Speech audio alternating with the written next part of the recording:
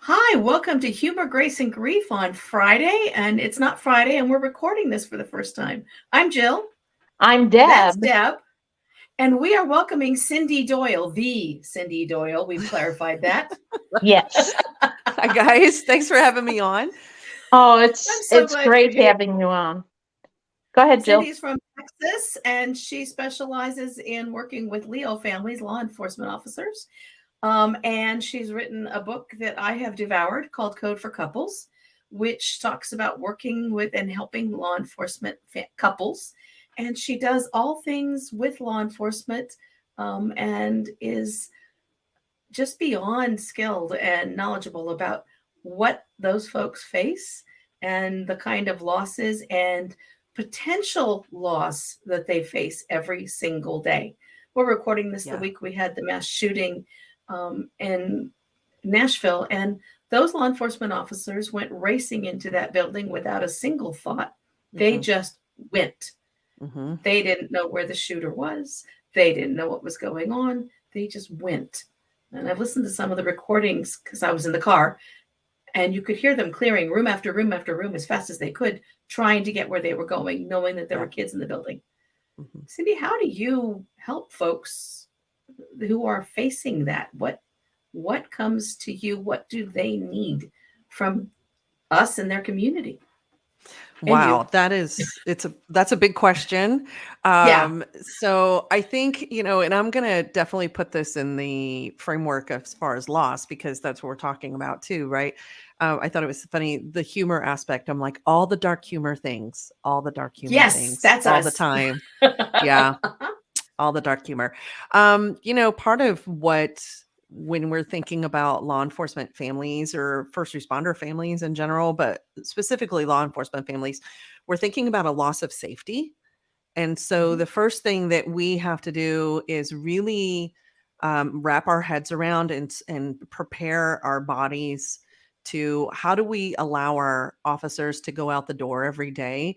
How do our officers leave knowing that this may be the last time that they see their loved ones? And that is something it's a loss that's really hard to continually think about. So we compartmentalize it really well.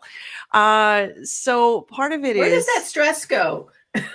hmm. Hmm. Good question, Jill. I think part of that stress, I mean, obviously Shoulders. bodily, somatically, I'm going to say that. Can I say that? I don't know. So, right. All of us have, this stress, digestive stress, cortisol. We struggle with cortisol as a community. Yes. So our constant fight or flight cortisol goes off. So, the two major health problems that law enforcement officers struggle with is high blood pressure and high cholesterol.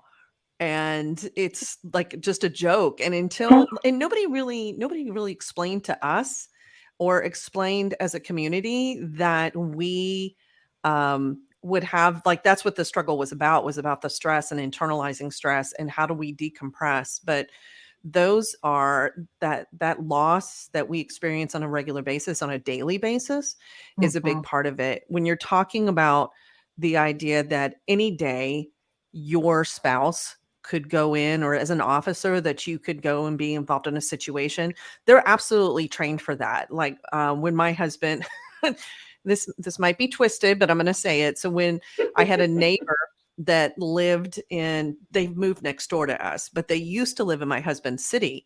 So before they moved, they would update me sometimes on what was going on in my husband's city. And one time she called our neighbor and she said, "Oh my God, I just saw Cyndi's husband running across the front yard with a shotgun." And in that moment, I kind of like, well, at least he's using his skills and having a good day. Like that is where our mind goes. Like, That's right. That's scary? right. Is it scary? Yeah. And at the same time, I'm like, okay, well, I don't have any control, right? So it's that loss of control. We think about, I'm going everywhere, so stop me. But like that No, it's locus of great. control. So we are more successful if we learn to grieve a loss of control in certain situations and learn to where we can have control in our lives. So I can't control what happens to him in the field. I can control what I do with him when he's there.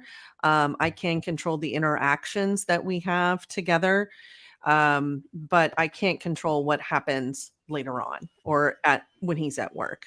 And so there's definitely a loss of safety or a grief around that. There's a lot of other griefs. And so wherever we want to go with this, I'm prepared to talk. So you let me know where you want to go with this. What other kinds of grief do law enforcement officers and their families face? We got the So- loss of control. Yes. So there's a big one here, which is a loss of dreams.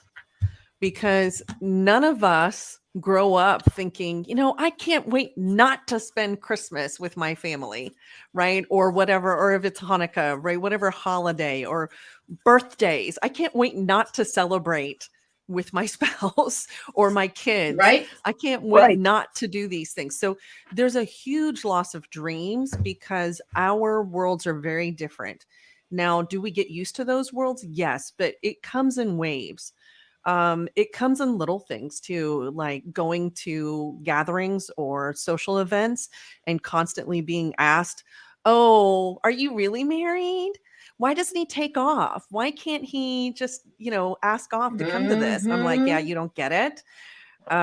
Being one of First honestly, responders don't get holidays. no, one of No. my most successful reels that I had on Instagram was like, hey, things not to say to first responder or law enforcement families during the holidays, which are things like, why can't he just ask off? Do you really matter? Because if this was important, then he would be here or she would be here, right? It's this whole loss that comes along with that you're doing things differently and you don't have that same um, lifestyle that 9 to Right. 5 Mhm. people have. Now it's very unique to us and we get used to it, but there's consistent waves of losses, especially now with the understaffing that everybody's experiencing. Nobody's Mhm. like, yay, let's go be a police officer and be hated.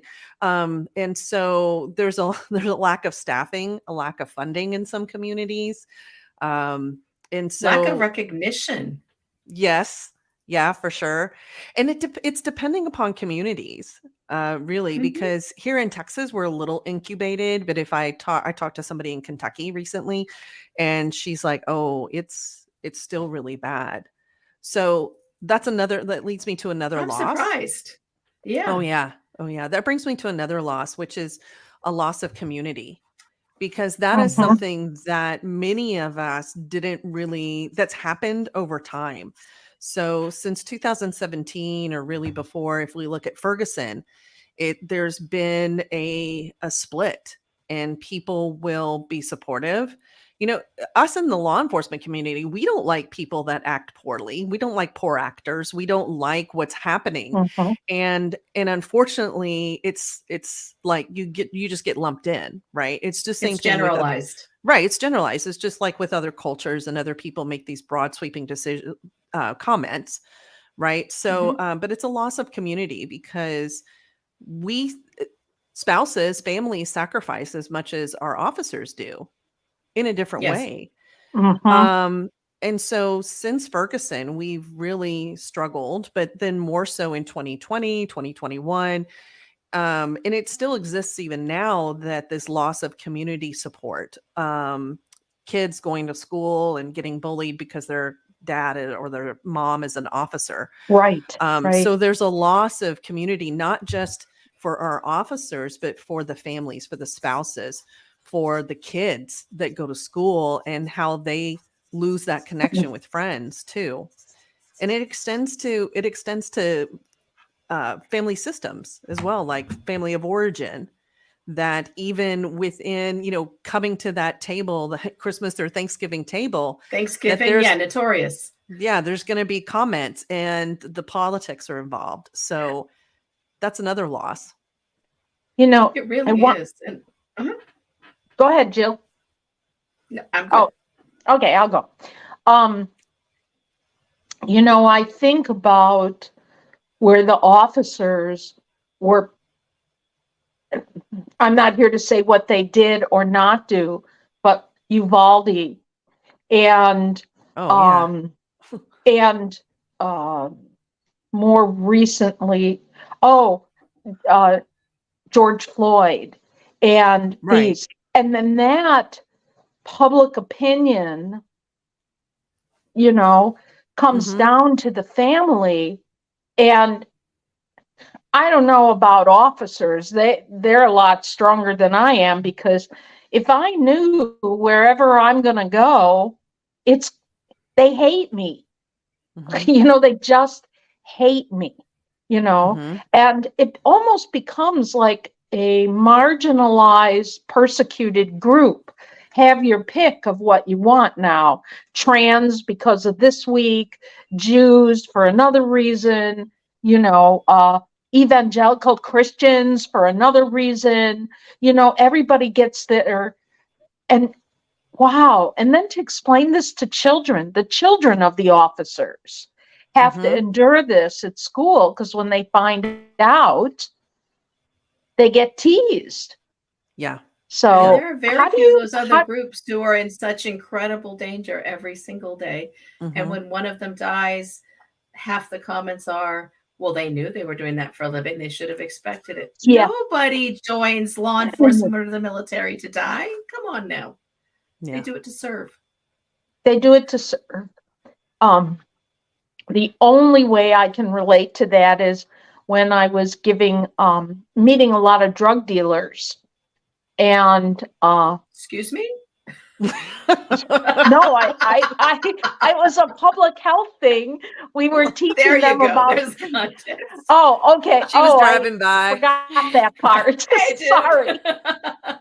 Yeah, Cindy's gonna say, I think you said things that could get you arrested. Maybe No. we'll start again. So when I worked for public health and I was giving clean needles to IV drug dealers and Mhm. just IV drug users, several people said to my husband, aren't you afraid for her to let her, because they knew I met at hotels, they knew I met at, in parks at night and all this stuff. And he said, no, they're the ones that should be afraid. And so, That's but awesome. that's when you have trust in what your partner is doing. And for me as a home care nurse that had to go out where there was a lot of crime. I mean, one Mhm. day I get on the scene and there's a gun being pointed, and I asked Yep. myself a simple question: can I outrun a bullet? So, and then came home. That's right, I can't. So I'm getting back in the car, and it's okay if their Good meds are late. choice. Thank you. And so that's why I'm here today. Um, Yeah. so, but those are the things the partners have to trust about the people in those areas. Yeah. That's what there's a certain amount of, like you said, I loved how you said it. You don't have control about what's in the field. Mm-mm. You have, Mm-mm. yeah. Yeah, my And husband yet, would tell me, sorry, go ahead.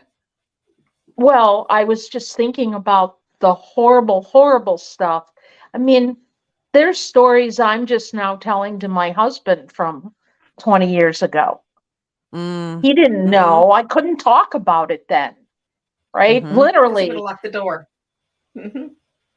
Yeah, Yeah. I Go had ahead, to. Cyndi. And there's an aspect here too when so a couple different things. My husband would try to tell me like, I'm fine. I will get as flat as I can and hide under a curb, hide next to a curb if I need to. So there's aspects where I think we both recognize that the safety is at risk. I think that's a given many times when Hmm. we think about the potential loss. And that's why when I was thinking about this, like to me, the ultimate right is when you lose someone that you are married to, love, or when you lose a friend. But I wanted to back it up even more because there are so many other losses that are a part of it. One of the losses I thought of was also like the loss of, I don't know how to say this, like innocence, in the fact of like once your eyes are opened to communities and what happens, you cannot unsee that. I was working with, so I was working with some detectives that it's a crimes against children unit, and all they do is deal with those calls of crimes against children. And the sergeant was telling me, he said, I love to do education, and I go out there in the community, and and this is a big city in DFW. And he was like, I educate them, I inform them. And they were like, wait, that happens in our communities? And it's like, Right. duh, right? It And happens everywhere. DFW with I-35 is a huge human trafficking area. I was talking to a detective who only does all the digital crimes, and he scans computers for child porn. And he was telling me, he said, yeah, I said, what's a bad day? He said, well, one of the computers I was analyzing, not only did it have toddlers, but it had cartel where people had their heads cut off, right? You don't unsee those things. And when you're exposed to those things on a daily basis, it changes our brain. It changes the way we wire ourselves. And so part of that is a loss, right? I have a grief and a loss that I can't just go out into the community and be trusting. These children have a loss in the sense of like parenting. Yeah, there's no trust in anything, right? As far as what we know. And so there's a loss in the fact that these kids don't get to just go spend the night everywhere with friends. They're like, who are you? What are you doing? Do I know these parents? What do they stand for? There's a protection there. And so our family systems change, and the way we see the world and what we do changes. And that is lost. Like what I could have done prior to being in this community for over 20 years now is not what I can do now. There are times when my mom will mention things and I'll be like, Mom, there's more. Do you not see that potential danger, right? We live in kind of this, I don't think we all live in hypervigilance, but we definitely live in a much more vigilant community, Your a eyes are much more much more vigilant open. state of mind. Like I don't walk around with doing this with my phone. I am always looking around because I know that evil exists. And that's really what it is. It's like there's good and evil, and it's hard not And to you're see constantly evil. scanning. Right. It's hard not to see Yeah. evil when you know, I mean, that's the only other explanation for things that happen. So that's a loss, Yeah. I think, is a loss of, like, I call it my tra la la la la is what that's my mindset of like prior to being in this world. I was like, tra la la la la, it's all innocent. It was 9/11, really. I watched 9/11. I was actually in New York, outside of the city. My husband was home, and I was watching all these people run into all the first responders running in. And that's how naive I was. And I was like, oh, that's what my husband does. Like he goes running into the danger. And that was a Yeah. shift for me. So, and of course we have a loss when, I said a loss with retirement too. Yes. Like there's always a loss when people retire out, but it's very different too. Like, where we might have relationships. So like, if and when Jill retires someday, Jill and I are still going to stay connected. Right. But Yes. Right. But in law enforcement, like once you leave, you're on the fringe. You don't know what's going on. You are not in the world. And there is unfortunately, a pretty hard wall when people leave. They I may had stay no connected. idea. Yeah. They may stay connected with a couple of people, but you're on the outside because you're not here. So you're out. So that's another loss that comes into play And too. retirement's hard enough for everybody, but Yeah. that's when you lose your entire work community as like a dead stop. Yeah. That's huge. Not just your community, you're used to a certain amount of adrenaline every day. And I say authority. this, say again. And authority. And Yeah. authority, right? You can walk into a situation, you're dressed a certain way, which commands authority, and then you're interacting, and then you sort of miss those teaching moments with when you're with younger kids. So the drug is no longer in your body. That's a rehab moment. And I say that sort of facetiously, but I can just imagine that Yeah. you don't have that adrenaline. So, and then You know, I'm understanding now why so many retired law enforcement officers up and move, because Yep. then they're not feeling Yeah. that loss so much. They reestablish in Or like a commit retired suicide. law enforcement community. That's true. Yes. There's a lot of suicide. Mm-hmm. a Yeah. lot of How do you suicide. work with that? How do you I work with prevent that? Cyndi? How do you help prevent that? So a couple different ways. First of all, so that came up yesterday when I was doing one of these assessments, and I was talking to somebody, and I was saying, you know, you meet the profile of the person that I'm going to be most concerned about in retirement. You are doing an amazing job. You are handling what you're doing fantastically, and there is an overcommitment. So I kind of have a profile of what I watch for and what I look for. I look to see what type of wholeness. That's the best way. I hate the word balance, by the way. So it's kind of more like, do I see a whole person, or do I see this part of the pie taking 7/8? Right. Right. So that's what we're Wow. looking at. So when I'm looking at that, what I'm looking for is, okay, do you have friends outside of law enforcement? Do you have other communities that you are plugged into? Are you intimately connected with a spouse or a friend or family in some way? Do you know how to play? It is kind of crazy in our world, like in this world of first responders, that people are like, what do you mean play? And I'm Right.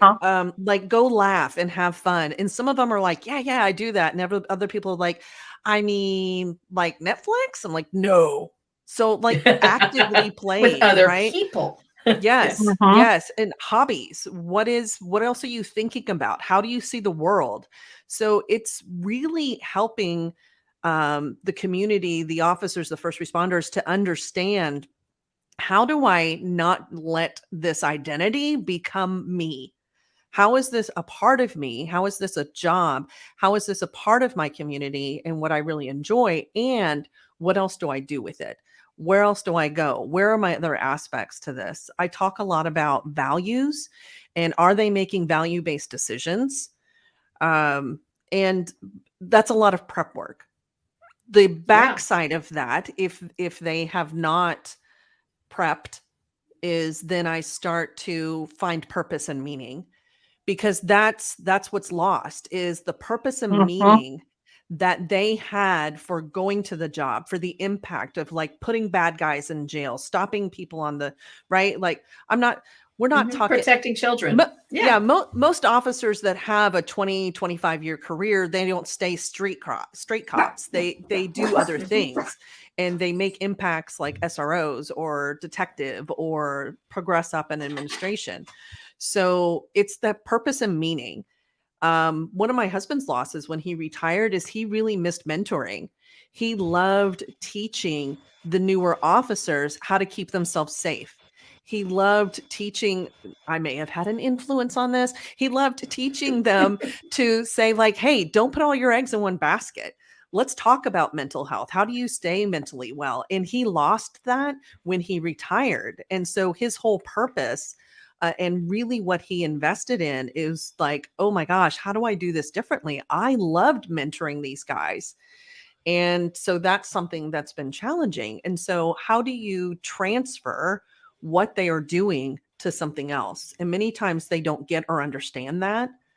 Also as spouses, you know, when there's a missing element there, as far as like retirement, or they start to disconnect and start having dark thoughts, they don't know how to work with that. And so trying to open up that conversation around mental wellness, but then also breaking through this idea that we are strong and we are bulletproof and that it implies weakness.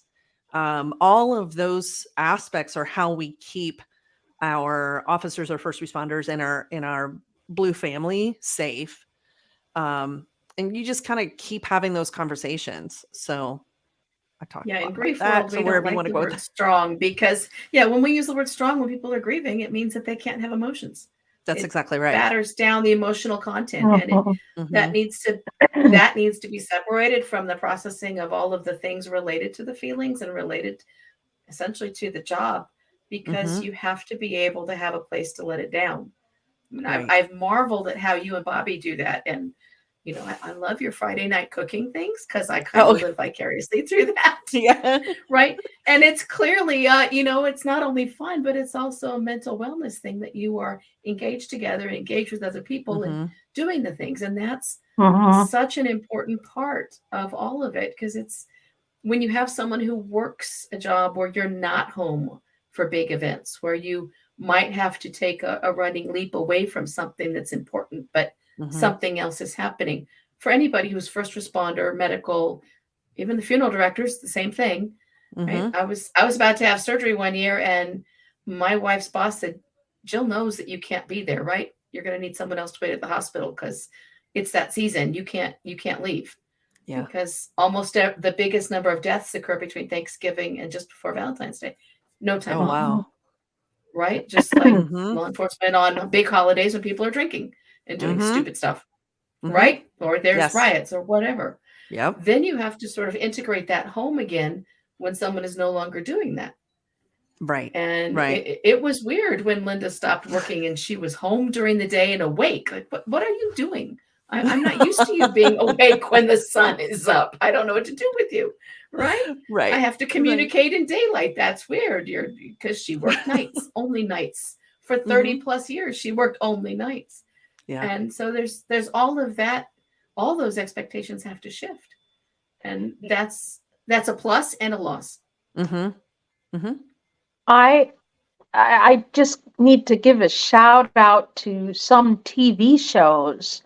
Like on Wednesday, it's Chicago Med, Chicago Fire, Chicago PD. And on Chicago Fire, uh, one of the actors that's on he's a firefighter. His wife is going through cancer. And I, I was really happy the way he showed how vulnerable he Mm. was when he could be alone. He didn't know how because she had done so many other jobs. He's just Mhm. used to doing the firefighting job. And now, how does he integrate being the emotional support for his children as Yeah. well as for his wife? And and to see how his chief did it. Now, in real life, it may not be like that, but they were attempting to show different mental health things and how Mhm. that family of firefighters work together, and how they show Yeah. up for that extra mile. It's a community. It The really is a community, community. the Absolutely. It is a community. community. Mhm. And, that's no different in a lot of ways than Army wives or husbands that form a community Right. to support one another. And the only people who are going to understand, right, Mhm. that their husbands are gone or their wives are gone and they're fighting for their life and they might not come back. So, it, and then there's people outside of that where they have to insist on you only say the good things. You should be positive.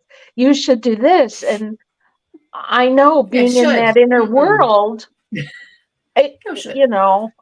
I'll just go back to when my own mom was dying. How can you tell her that she's dying? Where there's Yeah. life, there's hope. And I'm like, Um, is this guy effing kidding me? you have to And deal with the even though reality, he's saying, right? Right. Uh-huh. and I Mhm. know she's probably going to be dead in 2 weeks. why do I want to need to do, and they don't, other people just won't understand when they, and there's no way. So you find other weirdos, you shine your light brightly, and it will attract the other weirdos as, well, Jill and I found each other Which and is we're how we going on found each year other, yes. 4 of this. Yeah. So Yeah, we met at a conference and we were misbehaving at a table, and then we just knew that we were each other's weirdos. yes. We And I couldn't think sit quietly in the keynote. I think just like y'all, it's that whole thing of like, well, it's what you have, right? You move through what you have and you adapt and you adjust. And so when people and I think of grief too, in the sense of like people come up to you and I just don't know how you're doing it, which isn't really helpful, right? I'm like, oh, okay, thanks. Because I don't have any mean, other choice. I don't have a choice. Like, this is what we have to Right. do. And so it's the same thing. Like, you adjust and you adapt and you figure out how do I continue to move forward? How can I make the best of what I have? How can I accept and try to honor myself and what I'm feeling and what I need, and how do I do that for my partner or spouse, and how do I do that for the community? Because you're very right, Deb, in the sense that what you're talking about is this community that we do have, and even when there are losses within our community, we try to continue to bring those people in, because we always say, like, once you're in the family, you're in the family, right? You don't get out of the family just because there was a loss. Or and even in suicide, this past week there was legislation that was passed in Maine. I don't know if we're going the right direction here, but there was legislation passed in Maine that families that are impacted by a blue suicide are going to get reimbursement. They're going to see that as a line of duty thank death. God. Yeah. Now, on the other side, I'm kind of time. like, how about we invest that in mental health up front? However, it's a start, right? The heart's there of We it. need it. Let's get serious. We need Uh-huh. we need a bunch of Cindys going to every officers, to every department, to talk about this, and then we need that support too. Let me we're running on time, and I know you've got clients to see. How does the community at large, not inside the Leo community, Mhm.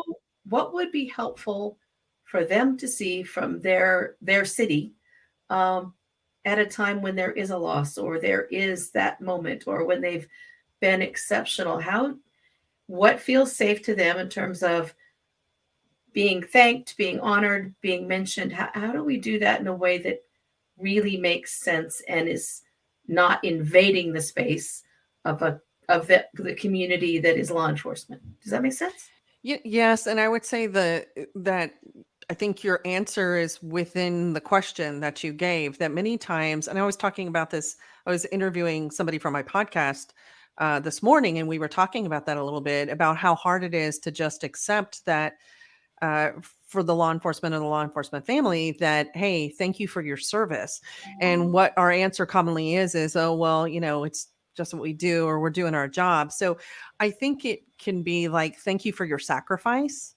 That is probably a more meaningful, and they still may say, hey, it's just our job, but I think, they're human too. And they didn't sign up to be a-holes. I don't know if I can swear on here, but they didn't Yes, you can. Okay.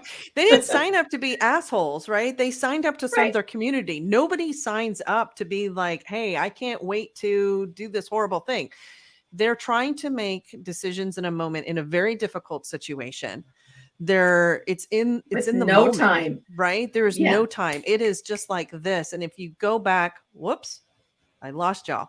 And if you go back and look at the decisions they're having to make, and even the video that you brought up, Jill, the Nashville situation, man, there were so many little details that I saw in that I thought, wow, their training kicked in, but they don't enjoy that. There's these high five moments, but there's not really high five moments.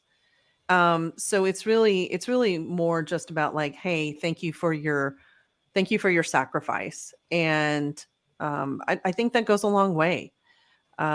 Just seeing them as human in their humanness and not overgeneralizing that we're not all that one officer that's made bad decisions. So Mhm.